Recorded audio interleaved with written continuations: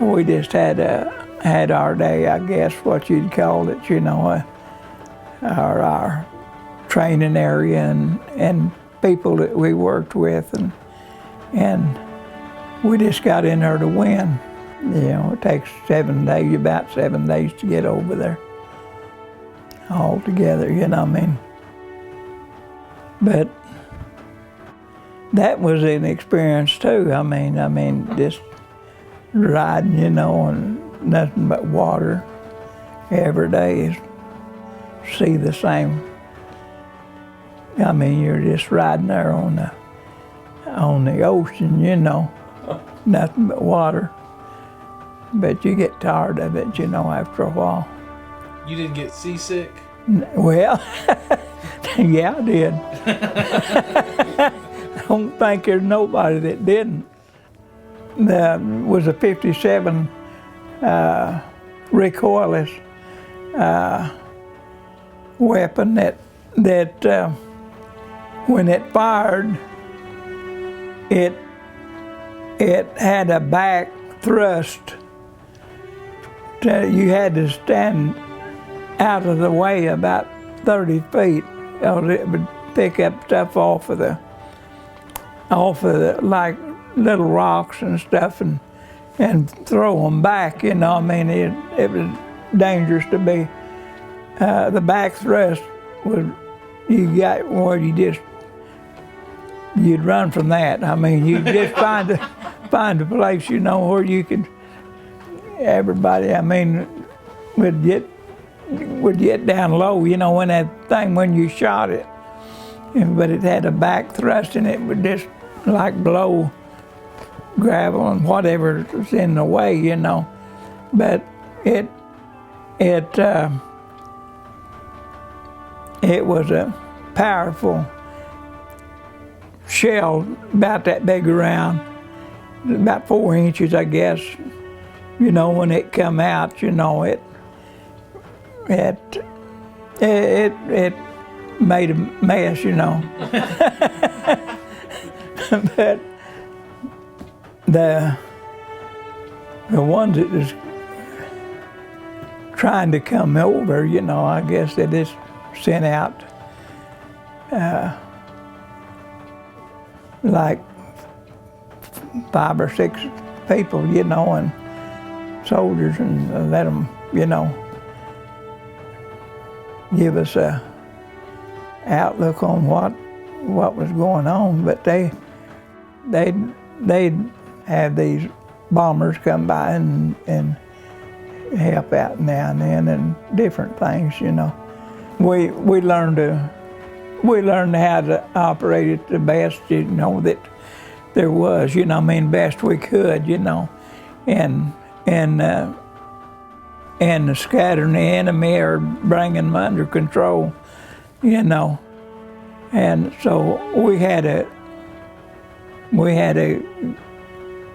good relationship with the guys we worked with, you know, and worked together on stuff, you know. And we just had it was just well, I was glad to get out when I You mean you didn't want to go back for a vacation? No, I didn't want to. I had enough of that, but it was something. I mean, we had our good days and bad days, and they told me it was my time to burn the dump, and I thought it was the demolition dump. No, at all. That told it my time to burn the dump. So I took and headed for the dump to burn it. Of course, there's a gasoline tank, you know, a big gasoline tank sitting on where they had it braced up. So I took and bucket and drained me out what I thought was make a good fire, you know. I thought you know, since it was a pretty good sized dump, I thought I would, you know, burn it pretty good, you know. So I put that gas all over the top of it. I mean, just sprinkled it around.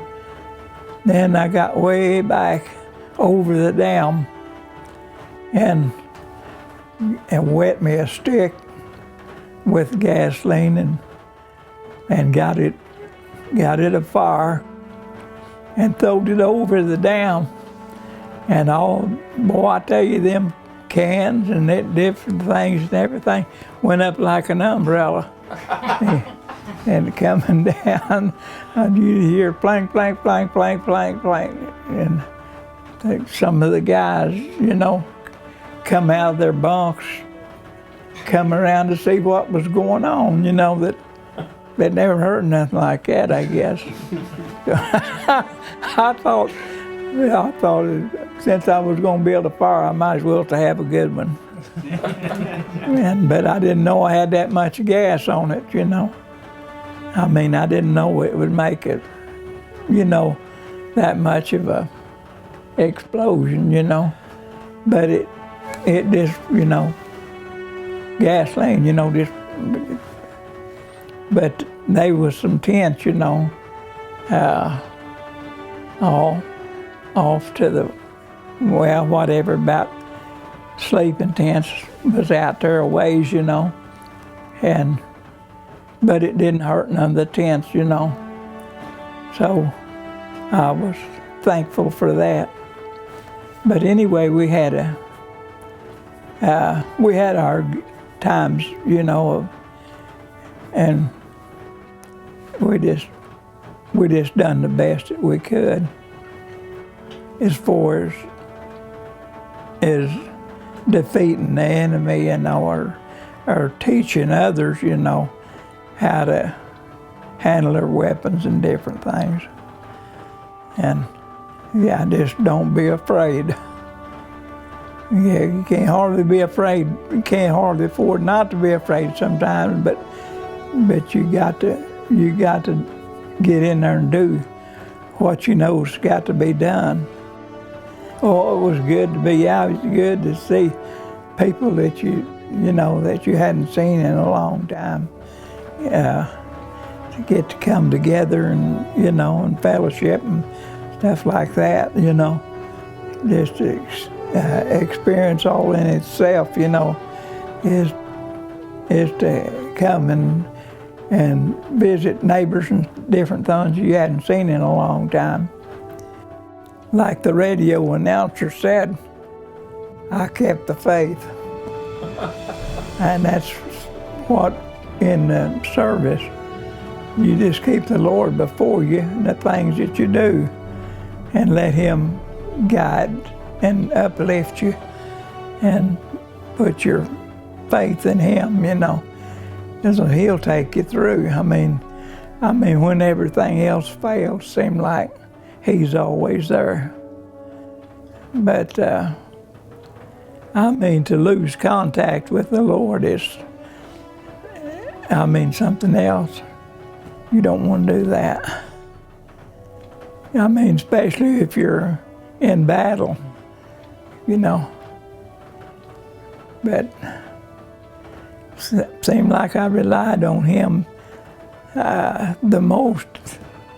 That's what I tried to do, is hold on to the faith that I had in Jesus.